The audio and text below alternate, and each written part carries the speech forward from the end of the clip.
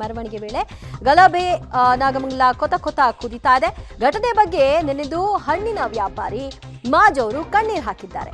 ಮಾಜ್ನ ಹಣ್ಣಿನ ಅಂಗಡಿ ಸಂಪೂರ್ಣವಾಗಿ ನಾಶಪಡಿಸಿದ್ದಾರೆ ಕಿಡಿಗೇಡಿಗಳು. ನಾನು ಈ ಅಂಗಡಿಯಿಂದ ಜೀವನ ಮಾಡ್ತಾ ಇದ್ದೀನಿ.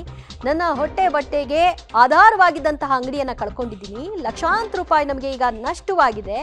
ಎಲ್ರಿಗೂ ಅವರವರ ಆಚರಣೆಗಳು ಮುಖ್ಯ, ಆದ್ರೆ ಯಾರ ಒಂದು ಬದುಕಿಗೂ ಕೂಡ ಬೆಂಕಿ ಇಡುವಂತಹ ಕೆಲಸವನ್ನ, ಕಲ್ಲು ಹೊಡೆಯುವ ಕೆಲಸವನ್ನ ಮಾಡಬಾರದು ಅಂತ ಆಕ್ರೋಶಿತರಾಗಿ ಮಾತನಾಡಿದ್ದಾರೆ.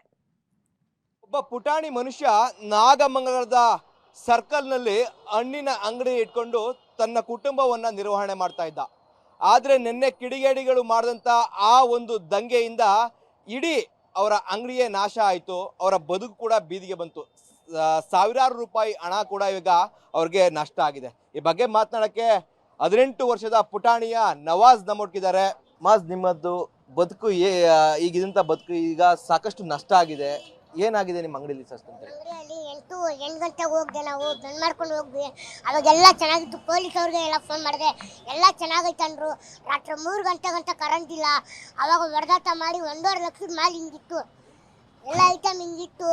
ಈಗ ನೋಡಿದ್ರೆ ಹಿಂಗಾಗೈತೆ. ರಾತ್ರಿ ಜೋಡಿಸಿ ಹೋಗಿರೋದು 8 ಗಂಟೆಗೆ ಗಲಾಟೆ ಆಗ್ಬಿಟ್ಟೈತೆ, ಹೋಗ್ಬಿಡೋಣ ಅಂತ ಹೇಳಿ ನೋಡಿದ್ರೆ ಬಂದು ಬೆಳಿಗ್ಗೆ ನೋಡ್ರೆ ಬಿಚ್ಚೋಣ ಅಂದರೆ ಸ್ಕೇಲ್ ಎಲ್ಲ ಇಟ್ಕೊಂಡು ತೂಕದೆಲ್ಲ 1.5 ಲಕ್ಷದ ಮಾಲೆಲ್ಲ ಹಾಳು ಮಾಡೋರು ಸರ್. ನನಗೆ ಖಾಲಿ ಮಾಡಿ ಎಲ್ಲ ಕಟ್ಟಾಗಿ ಮಾಡಿ ಎಲ್ಲ ಕೆಚ್ಚಾಗ್ಬಿಟ್ಟವ್ರು ಸರ್. ನನಗೆ ಬೇಕೇ ಬೇಕು, ನ್ಯಾಯ ಬೇಕು, ಕಾನೂನು ಬೇಕು ಸರ್. ತಮ್ಮ ಎಲ್ಲ ನ್ಯೂನ್ಯತೆಗಳನ್ನ ಮೆಟ್ಟಿಂತು ಜನರಿಗೆ ಎಲ್ಲರೂ ಕೂಡ ಮಾರ್ಗದರ್ಶನ ಆಗಿ ಅಂಗಡಿಯನ್ನು ನಡೆಸಿ ಎಲ್ರಿಗೂ ಮಾದರಿ ಆಗಿದ್ರೆ, ಇದೀಗ ನಿಮ್ಮ ಅಂಗಡಿಗೆ ಈ ತರ ಆಗಿದೆ. ಎಷ್ಟು ಲಾಸ್ ಆಗಿದೆ ಅಂತೇಳಿ? 1.5 ಲಕ್ಷ ರೂಪಾಯಿ ಲಾಸ್ ಆಗೈತೆ ಸರ್ ನಮಗೆ. ರಾತ್ರಿ ಜೋಡಿಸಿ ಕಷ್ಟಪಟ್ಟು ಹೋಗಿದ್ರೆ ಬೆಳಿಗ್ಗೆ ಐತ್ರೆ ನಾವೇನಂತ ಮಾಡೋಣ ಸರ್ ಹೇಳಿ? ಟಿವಿಯಲ್ಲಿ ಕುತ್ಕೊಂಡು ಟಿವಿ ಎಲ್ಲ ನೋಡ್ತಾ ಇದ್ದೀರಲ್ಲ, ಎಲ್ಲರೂ ನೋಡಿ, ಆಮೇಲೆ ನೋಡಿ ಮಾತಾಡಿ, ಎಲ್ಲರೂ ನಮಗೆ ಕಾನೂನು ಕೊಡಿ, ನ್ಯಾಯ ಕೊಡಿ, ನಮಗೆ ಇಟ್ಕೊಡಿ, ಸಹಾಯ ಮಾಡಿ ಏನಾದ್ರು. ಅಂದ್ರೆ ಈ ತರ ಗಲಾಟೆ ಮಾಡೋರ್ಗೆ, ಯಾಕಂದ್ರೆ ನಿಮ್ಮ ಆಚರಣೆ ನಿಮ್ಗೆ, ಅವ್ರ ಆಚರಣೆ ಅವ್ರಿಗಿರುತ್ತೆ. ಈಗ ಬೇರೆ ಆಚರಣೆಗೆ ಯಾಕೆ ಅಡ್ಡಿಪಡಿಸಿ ಈ ತರ ಮಾಡ್ತಾರೆ ಅಂತೇಳಿ ಜನ ಅವ್ರು ಮಾಡ್ತಾರೆ ಸರ್. ಅವ್ರು ಮಾಡೋದು ನಮಗೆ ಲಾಸ್ ಆಗೋದಿಲ್ಲ. ಅವ್ರಿಗೇನಾಗುತ್ತೆ, ಏನೂ ಆಗಲ್ಲ. ಅವ್ರು ಮಾಡ್ತಾರೆ, ಹೋಯ್ತಾರೆ, ಮನೇಲಿ ಕುತ್ಕೋತಾರೆ, ಜೈಲಲ್ಲಿ ಕುತ್ಕೋತಾರೆ, ಮತ್ತೆ 3 ದಿವಸ ಬರ್ತಾರೆ. ಇಲ್ಲಿ ಲಕ್ಷಾಂತರ ರೂಪಾಯಿ ಮಾಲ್ ಹಾಕಿ ಟೆನ್ಷನ್ ತಗೋತಾರಲ್ಲ, ಅವ್ರು ನ್ಯಾರ ಹಾಕೋಷ್ಟು ಸತ್ತೋಯ್ತಾರೆ ಸರ್. ಹಿಂಗೆ ಮಾಡ್ರು ಅವರೆಲ್ಲ. ಈ ಮಾಡಬಾರ್ದು, ತಲೆ ಬುಲ್ಲೆ ಏನಾದ್ರು ಬೇಕಂದ್ರೆ ಹೊಡೆದಾಟ ಮಾಡಬೇಕು, ಅಂಗಡಿ ಎಲ್ಲ ಇದು ಮಾಡಬಾರ್ದು.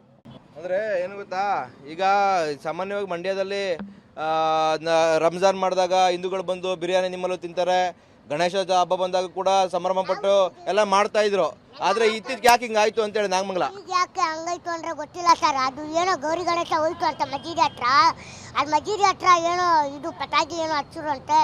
ಅದೇನೋ ಗೊತ್ತಿಲ್ಲ ನಮಗೆ ನೀಟಾಗಿ, ನಮ್ಗೆ ನೋಡೇ ಇಲ್ಲ. ಅದೇನೋ ಅಷ್ಟಿಗೆ ಮಾತು ಇದು ಬೇಡಪ್ಪ ಹಿಂಗೆ ಅಂದರು ಅಂತೆ. ಅಷ್ಟಿಗೇನೋ ದೊಡ್ಡ ಗಲಾಟೆ ಇತ್ತು ಸರ್. ಎಲ್ಲ ಸುಮ್ಕಾಗ್ಬಿಟ್ಟಿದ್ರು. ಆಮೇಲೆ ಅವ್ರು ಈ ಕಡೆಯಿಂದ ಬಂದು ಎಲ್ಲ ಕಿತ್ತಾಟ ಮಾಡಿ ಎಲ್ಲ ಅಂಗಡಿಗಳು ರಾತ್ರಿ 3 ಗಂಟೆಗೆಲ್ಲ ಮಾಡಿ ಮನೆಗಡೆ ಪೊಲೀಸ್ ಬಂದು ಎತ್ಕೊಂಡು ಹೋಗಿ ಕಲ್ಲು ಹೊಡೆದಿರೋದು, ಪೆಟ್ರೋಲ್ ಬಾಂಬ್ ಎತ್ತಿರೋದೆಲ್ಲ ತಪ್ಪಲ್ವಾ ಅದು ಅಂತೇಳಿ ಎಲ್ಲ ಹಚ್ಬಿಟ್ಟವ್ರ. ತಪ್ಪು, ಎಲ್ಲ ತಪ್ಪೇ ಮಾಡಿರೋದು, ಏನು ಇದು ಮಾಡಿಲ್ಲ. ಅವ್ರು ಮಾಡೋದು ನಮಗೆ ಲಾಸ್ ಆಗೋದು ಅಷ್ಟೇ. ಅವ್ರದ್ದು ಏನು ಲಾಸ್ ಆಗಲ್ಲ. ಇದಿಷ್ಟು ಮಾಜ್ ಅವರ ಮಾತು. ಅಂದ್ರೆ ನಾಗಮಂಗಲದ ಸರ್ಕಲ್ಗೆ ಬಂದ್ರೆ ತುಂಬಾ ಅಟ್ರಾಕ್ಷನ್ ಆಗಿದಂತ ಒಂದು ಅಂಗಡಿ. ಈ ವ್ಯಕ್ತಿಯನ್ನ ನೋಡೇ ಸಹ ಇಲ್ಲಿ ಹಣ್ಣುಗಳನ್ನ ತೆಗೆದುಕೊಳ್ಳಕ್ಕೆ ಈ ಭಾಗದ ಜನರು ಕೂಡ ಬರ್ತಾ ಇದ್ರು.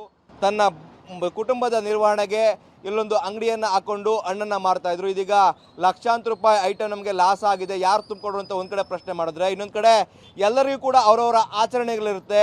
ಆಚರಣೆಯನ್ನು ಅವರು ಸಂತಸವಾಗಿ ಆಚರಣೆ ಮಾಡಬೇಕು.